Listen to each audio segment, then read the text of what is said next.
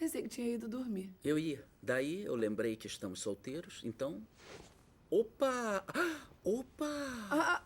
Dylan, não. Por que não? Lavei as mãos. Com sabonete. Fala sério, por que achou que eu ia querer? Estalou o pescoço na varanda. Fez assim. É sua deixa, lembra? Eu estalei o meu pescoço porque passamos 8 horas no avião e você tagarelou tanto no meu ouvido que aviões voavam sozinhos que dei um mau jeito no pescoço. E aí? Não? Não, eu não vou transar com você. Tá num daqueles dias? Tem aplicativo pra isso, peraí. Não, não tem.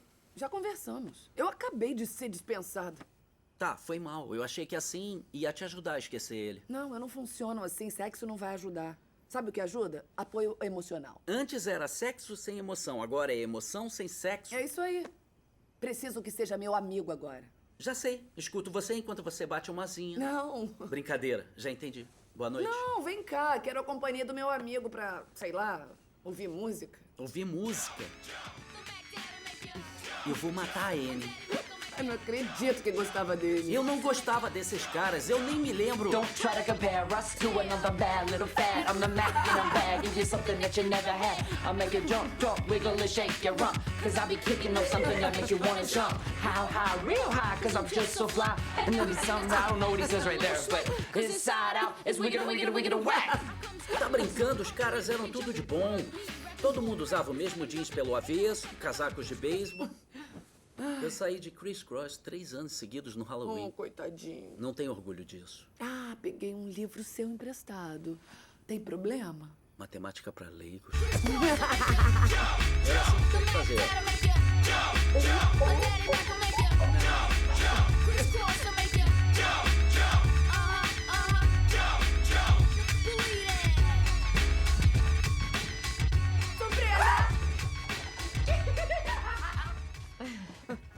Você nunca trouxe uma garota pra casa?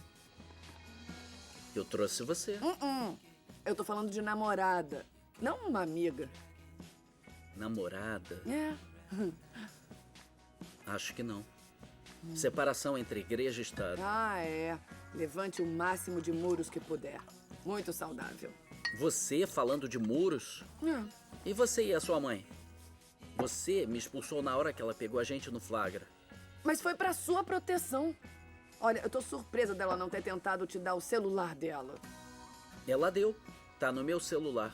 Gatosa. Ai, que horror. A gente só transou 2 vezes. Ai, já tô até imaginando a cena. Eu filmei tudinho, se Ai, você não, quiser. não, para. Ah, que nojo. O que foi? Nada, foi bom te conhecer. Conhecer você não foi tão ruim.